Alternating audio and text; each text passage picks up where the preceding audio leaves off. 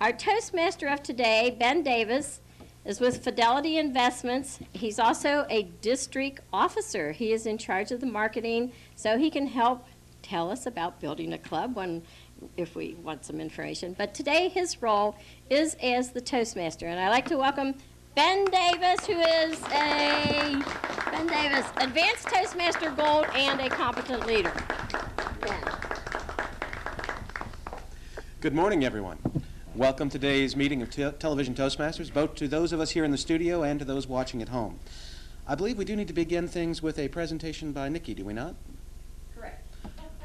Again, good morning, everyone, to today's meeting of Television Toastmasters. For our home audience, just a quick reminder, Toastmasters International is the world's leading organization dedicated to making effective oral communication a worldwide reality. We do this through our network of clubs, where individuals just like you and the rest of us get together in an atmosphere of mutual support to give presentations, to evaluate, receive feedback, and to improve ourselves. Today, we have a great meeting. For no other reason, it's the beginning of the month of March. It's almost warm outside. There's no snow on the ground. And by golly, there's some sort of madness in the air. At least there is if you're a basketball fan.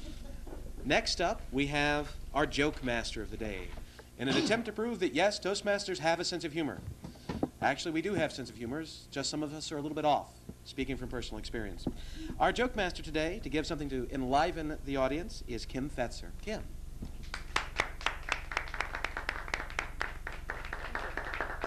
I'd like to thank you for allowing me to come and join in your program today. And I got a story of a little boy who goes to his dad, and he says, "Dad, can we get a new baby?" And his dad says, "Well, the best thing to do is pray about it." So the little boy goes away and he prays for a few days and nothing happens, so he forgets about it.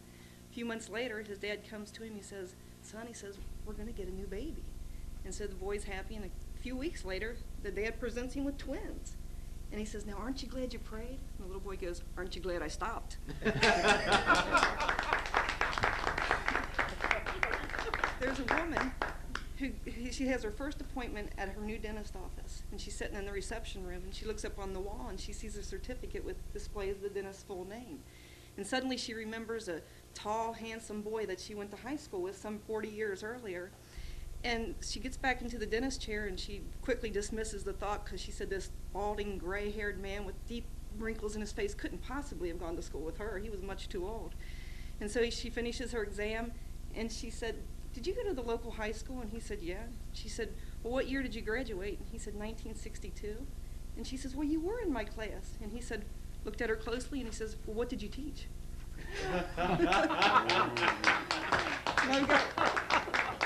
one more for you. These three little boys, they're discussing which of their dads is the best. And the first little boy said, "Well, my dad writes a few words on a piece of paper, and he calls it a poem, and they give him $50 for it." And the other little boy, next little boy, says, "That's nothing." He says, "My dad writes some words on a piece of paper, and he calls it an article, and they give him $100. The third boy goes, "I got you all beat." He said, "My dad writes some words on a piece of paper, and he calls it a sermon, and it takes 5 men to collect all the money."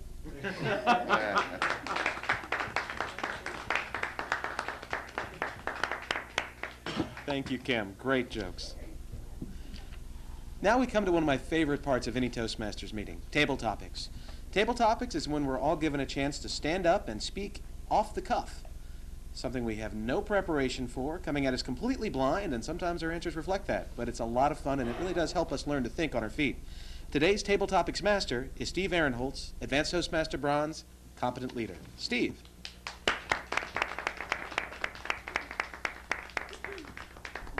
Thank you, Mr. Toastmaster, fellow Toastmasters, all of our guests, and those of you watching in today.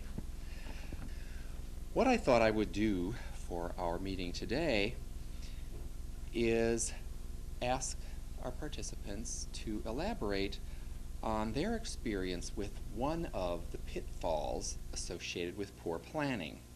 This is out of some of Stephen Covey's work with the 7 Habits of Highly Effective People and What Matters Most. Also, it's something I had in my planner. What I would like you to do is explain your experience with and how you have overcome, and if you haven't, well, that's something to share too, the following pitfall associated with poor planning.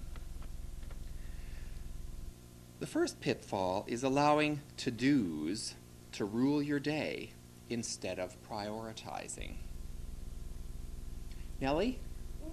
Thank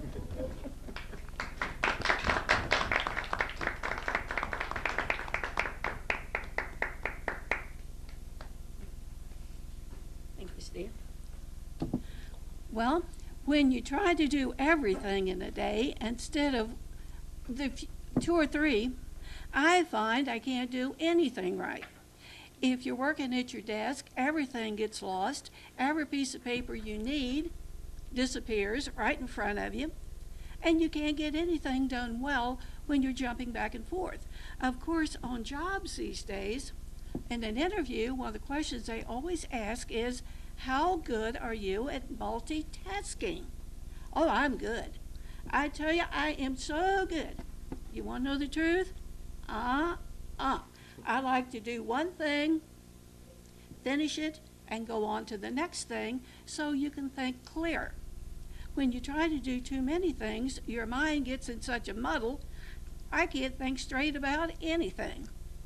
So, plan things, do what you have to do when you have a number of different things to do, and prioritize, because otherwise you'll be so befuddled you get nothing done. Mr. Tabletopics Master. Thank you, Nellie. That was a real good response. One of the next pitfalls is setting an unrealistic number of things to do each day. I don't even have to try to do that. I'm going to call upon someone that I think probably works quite well at making sure that she has a realistic number of things to do each day. Carol?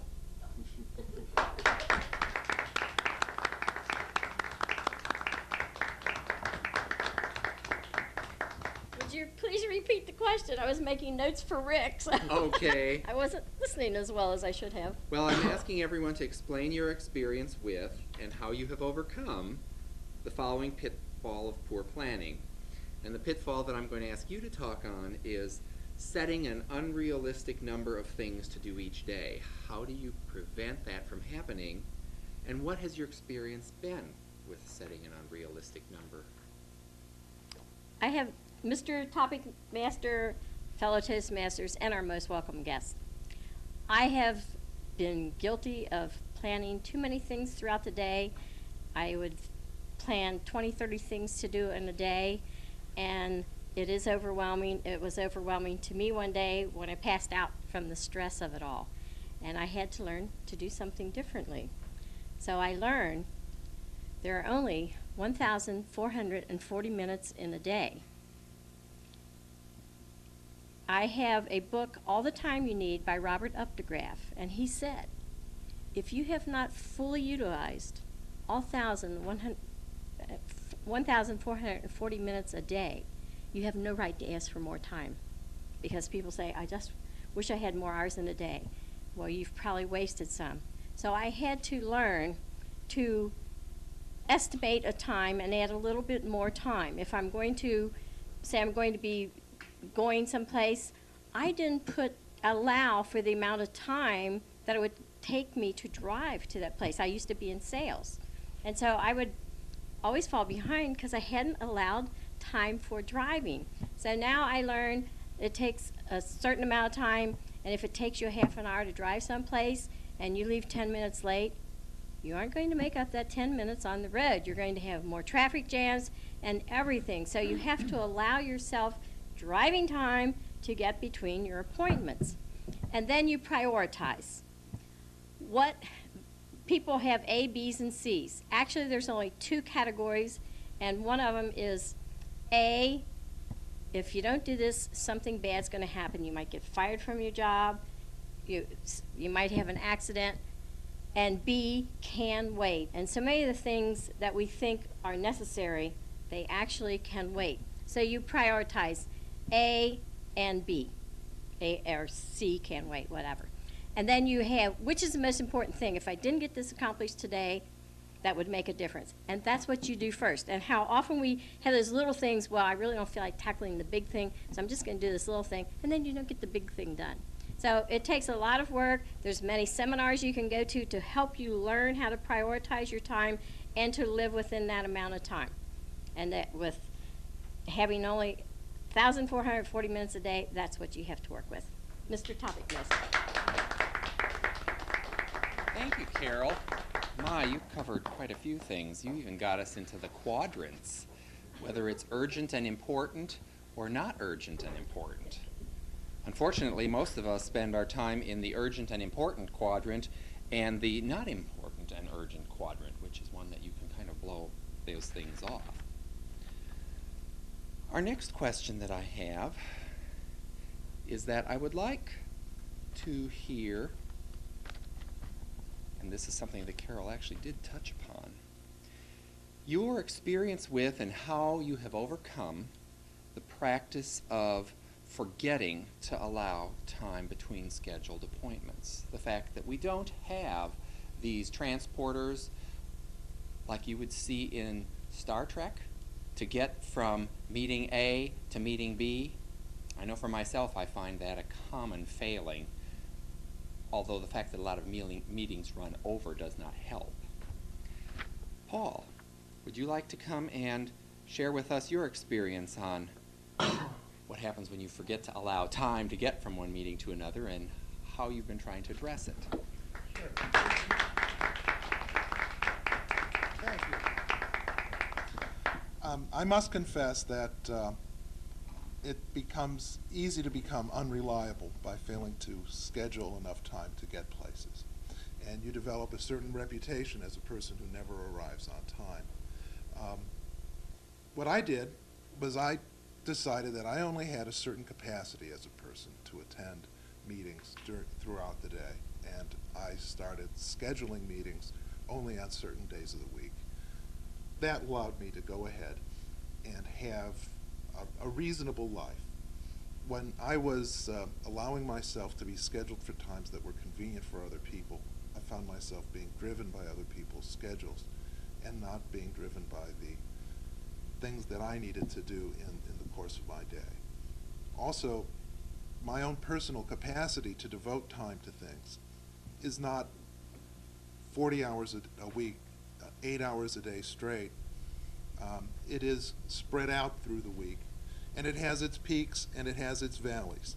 And so I've allowed myself a way of life and a way of work that allows me to account for that and make sure that I can be productive despite those things. I've started using computer tools and a paper planner, and I've also realized that there's no amount of planning on paper or with computers that will get you an extra hour a day. I've also realized that there's no one I can ask for an extra hour a day from. You just simply can't apply for it or ask for a loan of somebody else's hour. The best thing to do is to learn to say no, and that I think is one of the more effective things that I've started to do. Realizing that I only have a certain capacity to do things, and living within my personal means within my personal time has, I think, been one of the best things that I've done, and that's what I would recommend to you. So thank you, and sir, thank you again. Thank you, Paul. That was excellent. My philosophy on asking for extra time, if we went to a 26-hour day or a 45-hour week, just as a matter of course, everything would expand to fill it, and we would wind up having a deficit of time again. And 8-hour week or 8-day weeks and 26 to 30-hour days, I think would be even more draining.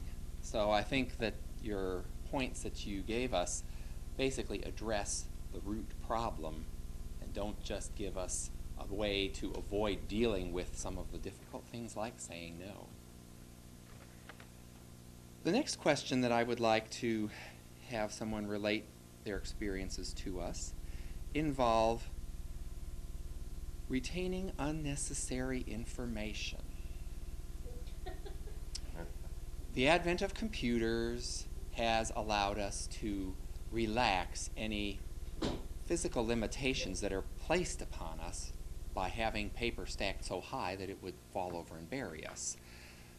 Also, with word processing packages, you don't have to practice some of the judicious cutting that we did when we had to manually rewrite sentences or we had to cut and paste. We just highlight it, chunk it in there. When in doubt, leave it in, instead of when in doubt, leave it out. Tom, would you share with us your perspective on sharing unnecessary information and what you've done to address the problem, or what your unfortunate experiences have been with it?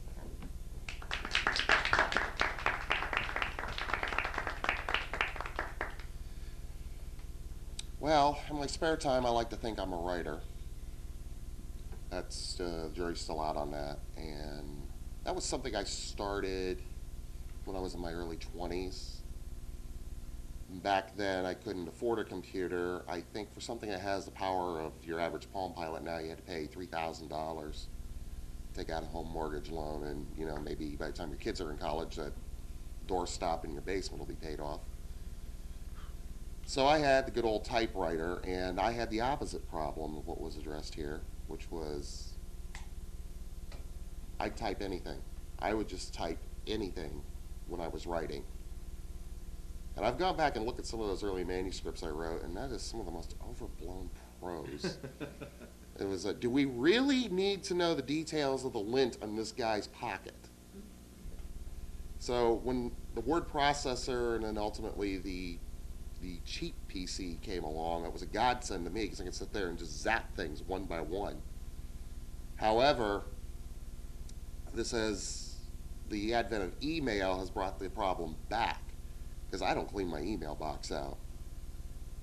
It's, you know, the only thing I get rid of is spam now, and I've managed to find a way to automate a filter to cut down the 150 pitches for low mortgage rates,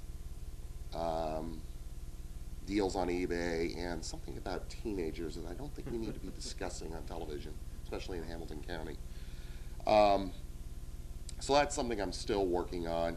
I've got files on my computer when we have these big 20, 40, 60 gigabit hard drives now. You can just throw everything on there and forget about it, that are just clogging up, and it does at some point make things hard to find.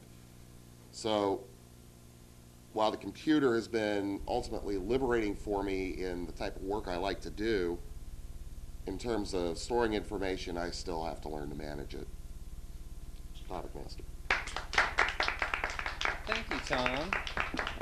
Well, I'm one of those guilty with excess email. I know that they keep threatening at work I'm going to get hammered one of these days because my inbox is in excess of 2,000 messages. And I'm close to 1,000 that are unopened. But I don't have 6 hours a day to go sorting through this stuff. Mr. Toastmaster, I wanted to ask you a question as to how many more table topics we would do today, or? Okay. I think I will conclude our table topics session with that.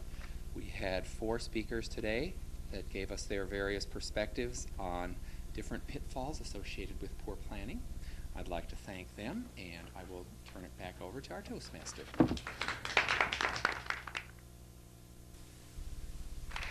Thank you very much. And now for our next speaker, Stanley Glitchner.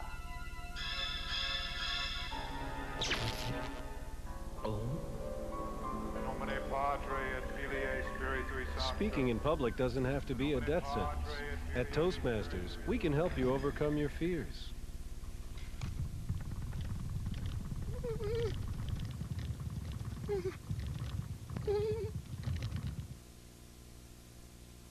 My guest today is Alex Castillo from Venezuela. What I found interesting when I met Alex was the fact that he had the courage to act on dreams. I know when we're growing up, we all have dreams. There are things we're going to accomplish in life, and I knew what I was going to be. I was going to be a movie star. I could see myself up there on that screen. I knew I could do it. Most of us never have the courage to act on those. Now, Alex has. He has made 2 big changes in his life. He left his native country of Venezuela to come to the United States, and after many years, he changed his occupation. Those are 2 huge changes in your life. And I would like to ask Alex about that. First of all, I was reading about Venezuela. It's a beautiful, beautiful country. We've all heard of the Angel Falls. The Angel Falls are in Venezuela. They have something unusual, flat-topped mountains and miles of white sand beaches. So he left a beautiful country to come here, but it sure has us beat on climate. It's wet and dry seasons, and the temperature seems to be almost the same as Hawaii. So it'd be a beautiful place to visit. And Alex, I would like you to tell me how, after working in one occupation for many years, you had the courage to leave that and go into something completely different.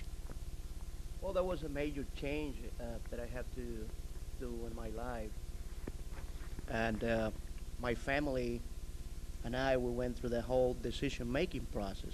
After being an engineer for well over 9.5 years, working for a huge steel manufacturing plant in Venezuela, I had a contract for 2 years in the United States, and that's how everything starts. But if we have the vision where we are going, you can set the course and just go. That was an easy decision for me because even my dad, my mom, they were always criticizing me in a negative way, saying, what are you going to do up there? You don't speak English pretty well, or you don't know anybody up there. It's going to be a cold weather and da-da-da. But I talked to my godfather. He's a well-known businessman in Venezuela. He owns a fleet of short-range ships that transport minerals from Venezuela to Veracruz, Mexico.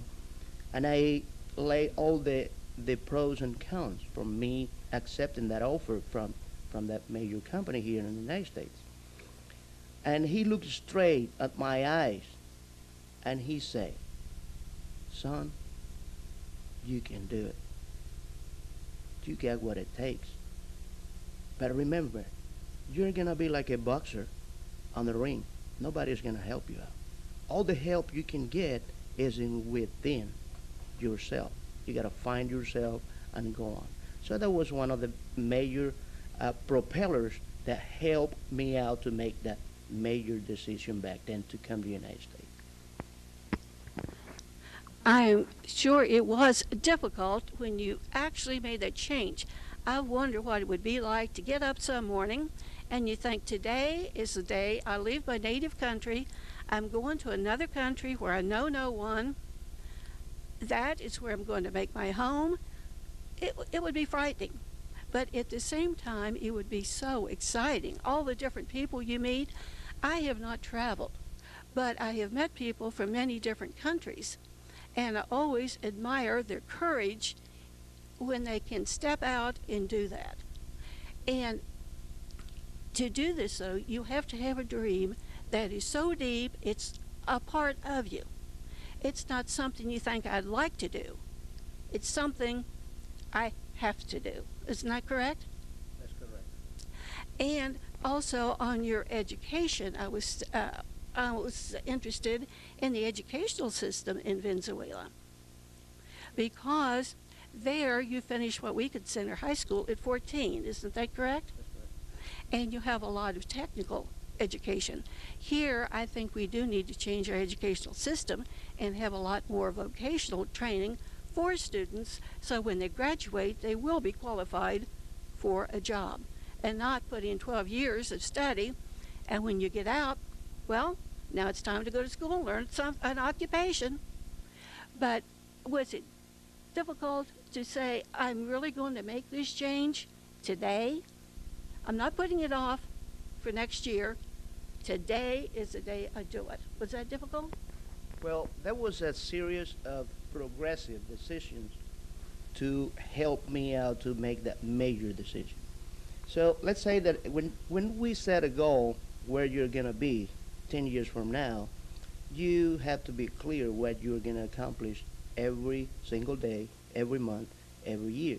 So one of my dreams that I want to get accomplished, I always dream about being a major corporation, manage and own my corporation. What I noticed working as an electrical engineer for this major manufacturing was that doesn't matter what I do, always going to be a ceiling there.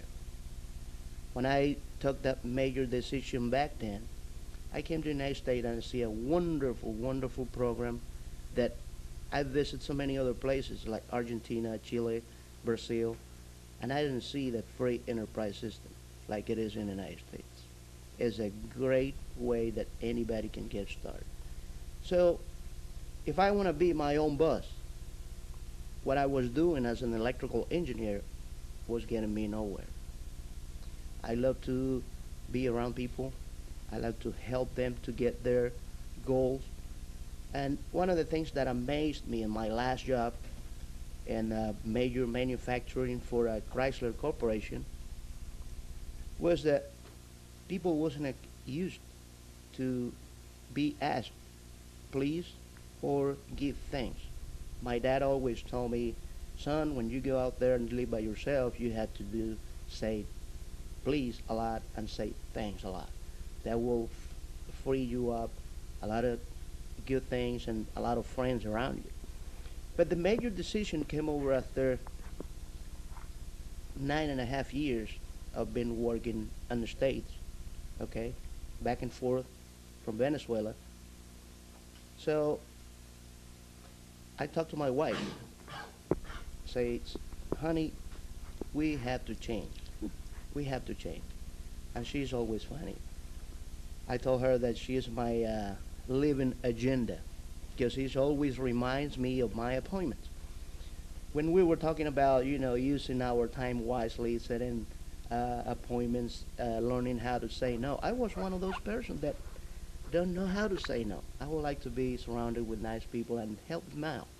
But I forget about making that commitment. And sometimes I failed with them and at very, very little things. I wasn't able to get things accomplished because I was using my time wisely. But going back, my wife's always has been encouraging me on whichever change needs to be made. Because she say that I can see things before they happen, long ahead. One of the things that I can predict for our family was our financial situation. Before that happened, I can see that 2 years. I was able to see that 2 years from the time that eventually happened. So in this last corporation that I work for, one of the books that changed my life forever was In Search for Excellence and learning about Jack Welch. This guy encouraged me to be a teacher where you can help people to get what they want. That's one of the major things. Well, we have something in common. That's the reason I'm interested in politics, because I see it as a way to help people, to protect our environment, and do a lot of good for people. And I thank you for being with me today. I appreciate it having you. It was interesting. And thank you so much, Alex, and good luck in everything you do. Well, thank you. I'd like to begin tonight with a little joke. This guy, he's a farmer. And he says, hey, hello? Sorry. But seriously, folks. Speaking in public is no joke. Doctor says, chicken says... For help, call Toastmasters, the public speaking support group. The chicken.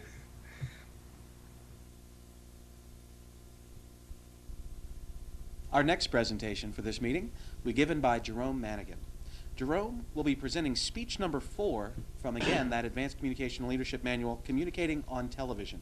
His objectives are to understand the nature of a television press conference, to prepare for an adversary confrontation on a controversial or sensitive issue, to employ appropriate preparation methods and strategies for communicating his organization's viewpoint, and to present and maintain a positive image on TV.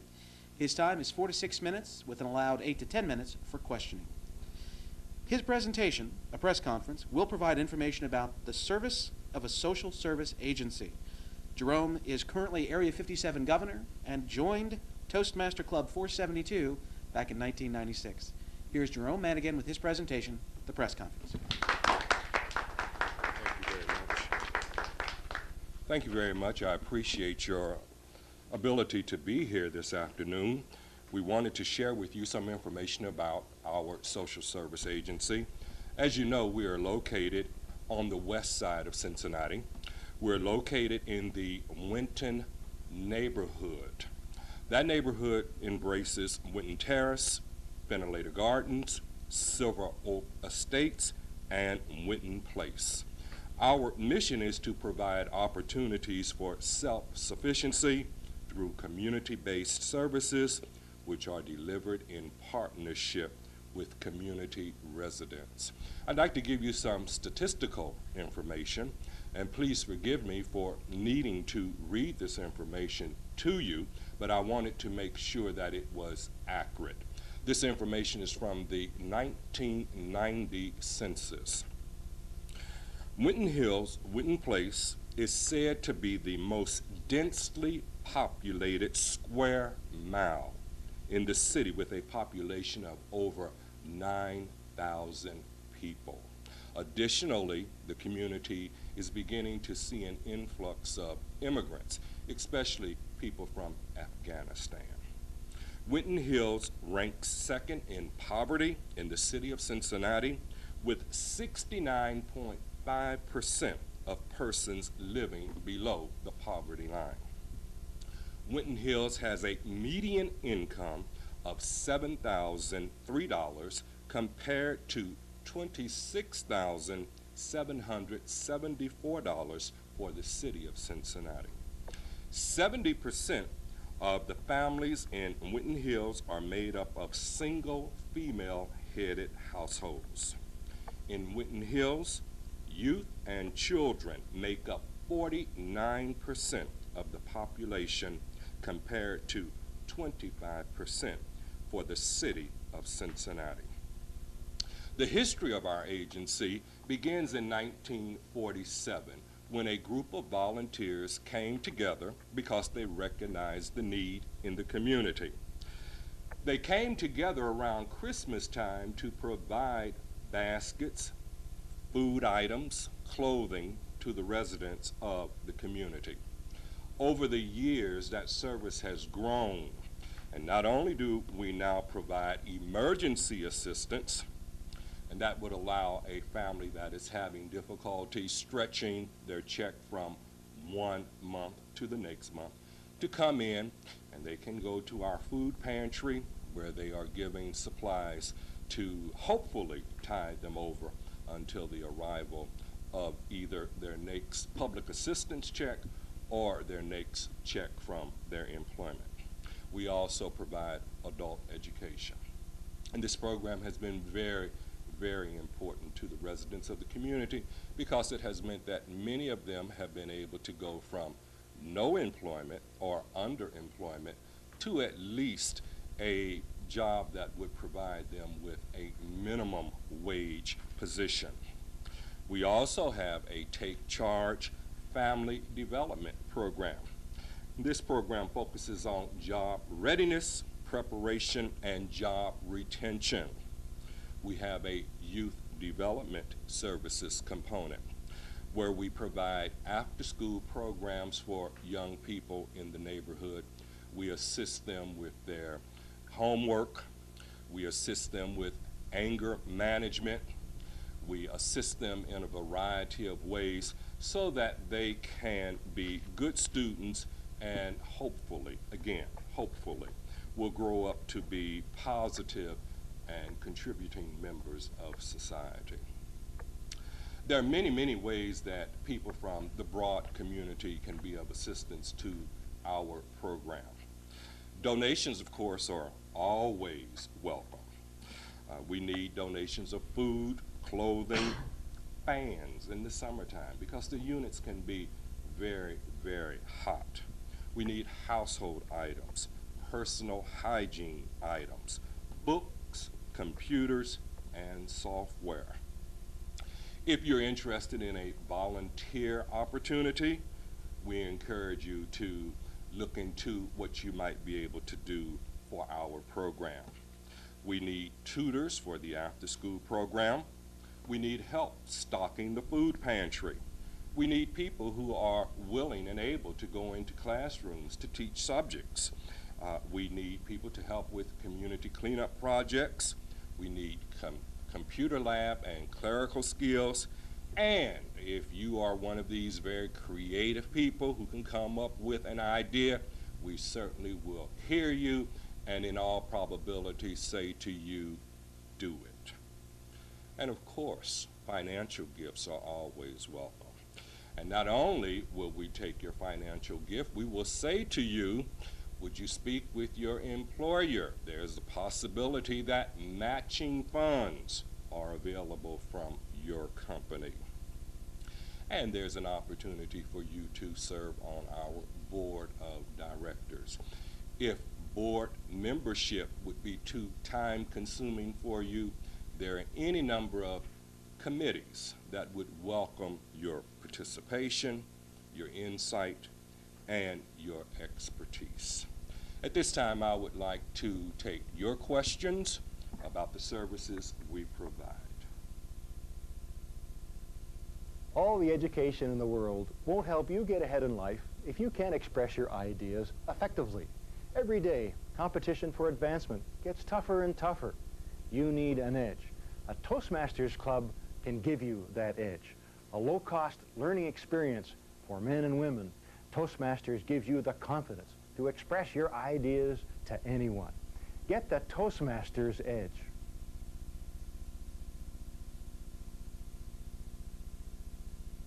Our third presentation today will be given by Alex Castillo, a familiar face.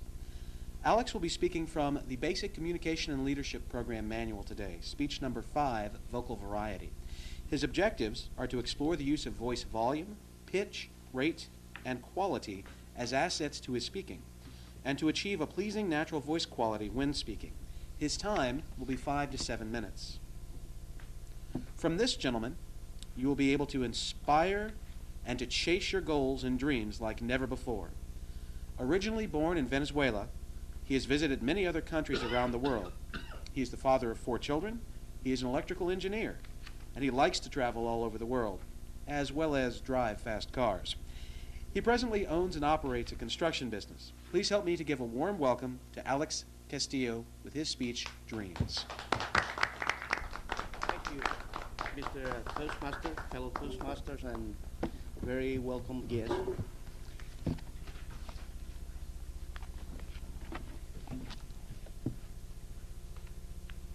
All of us here this morning have the opportunity to get our dreams if we have the courage to pursue them. You remember Walt Disney was kicked out of a newspaper because his boss told him straight out, you have no talent to write anything. And you're going to find so many people that discourage you on your journey to get your dreams. There's many other stories about Henry Ford, Frank Sinatra, Dave Thomas, Colonel Sanders, stories that inspired anybody, that inspired to you to pursue your dreams. Colonel Sanders, I read his story, man, that thing make me cry. He was a gentleman in his early 60s, and he was getting ready to retire, and he thought that he was going to live out of his Social Security check. When he got retired, working for somebody else, he found out that was in the middle of nowhere with no savings, no money, so he started his own franchise, And 6 years later, there was more than 150 restaurants across the nation that we well know today, Kentucky Fried Chicken, right? How can we define a dream? It's something that takes my breath away. When I was a little child in my country, I used to sit on a rock beside the river and look at the horizon. Where those long ships are going? Where are they going? There's always a question on my mind. Where are they going? Say, man, it gotta be something different out there. Something different. And that question don't let me sleep. Well, how can we define a dream? Is something unattainable fantasies out there that we can achieve? Or there's something that people say that we do while we're asleep? Okay?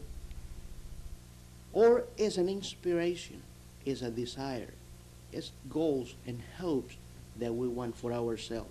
There's a small formula that after I've been reading so many books about dreams, I came up with, I want to share with you. First of all, you need to get clear about your dream, what it is. What is what you want? You know, I have a great story about my wife. She wants a beautiful home. It's about $400,000 home, and I love the home. You won't believe it?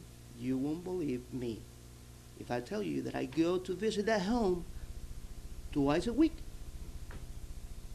Why? Because I like the smell, that good carpet, you know, that brand new carpet. I pull that dining room chair, and I say, honey, give me something to eat. I'm here for lunch. Or I go in the front door, and they have the huge mirror on the dining room that you can see yourself just walking into that beautiful home. And you go down the basement. You see that beautiful pool table there. And then a home theater with a huge captain chair that just get yourself there and relax.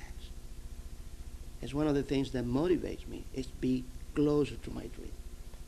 First of all, I need to get clear with my dream. I go to that home twice a week. Remove all the obstacles that is getting on your way to achieve your dream. You need to develop a skill that teaches you how to get around it. When Joe came up with this great word of character, okay? Character is the thing you need to develop to get your dream. This word means a lot, relates a lot to me. Yes, I'm still in the process of developing that character. Design steps to make it happen. Dreams have to be attached to some action. Actions refers to goals. Step by step, what I need to be doing today that get closer to my dream. Get some passionate about it. What is it for you? For me, might be the home. For you, might be a lake house. For you, might be a brand new car. Or for you, might be just to donate some money to fix the roof of your church. What is it for you? What is it for you? Find that out and attach it to some action, and you will get it. Get associated with the people who have common goals like you. Think about your dream. Visualize. Write about your dream. Speak about your dream. Look at the things that you want. When I refer back to that beautiful home, $400,000 homes, it's unimaginable. Okay? But if you set your goals, how you going to get the money to buy that house? It's going to come through. My wife said, well, honey, I like the house and I like everything, but I would like better if in the package the housekeeper is included. So, live your dream. Do what gets closer to your dream. It's an exciting thing for us, being that continuously chasing our dream. That get that adrenaline in our bodies that you can even sleep. That don't let you sleep. Allow yourself to get up, turn it on, reality, passionate about your dream. You know what?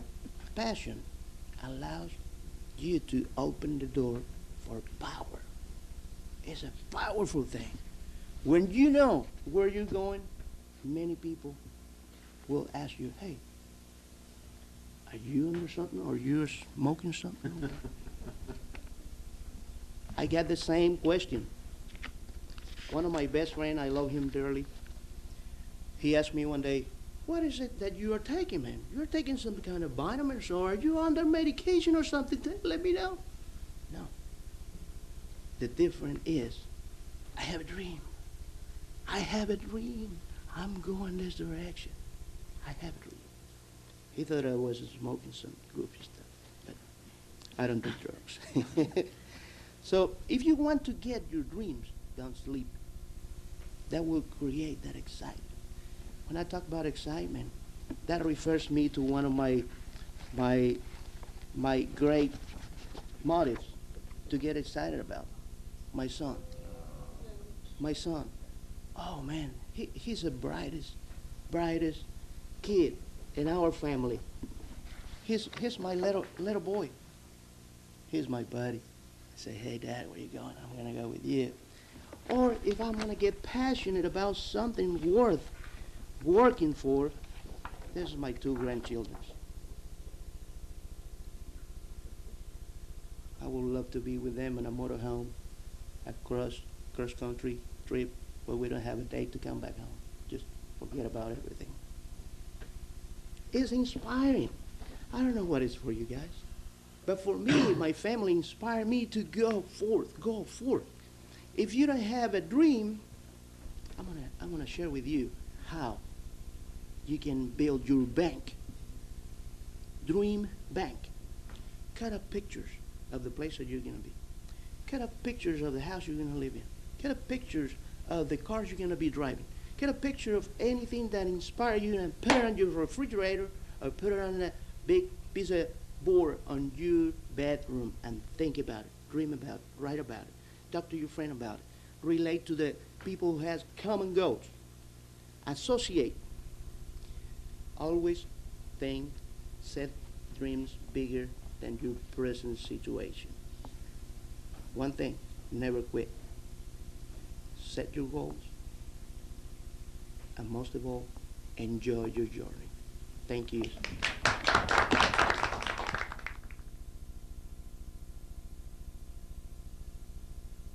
What future do you envision for yourself? What dreams do you have? If you want your dreams to come true, you must have confidence in yourself and your abilities. A Toastmasters Club can help you build that confidence. A low-cost learning experience for men and women. Toastmasters shows you how to express yourself clearly and effectively. Make your dreams a reality. Join a Toastmasters Club.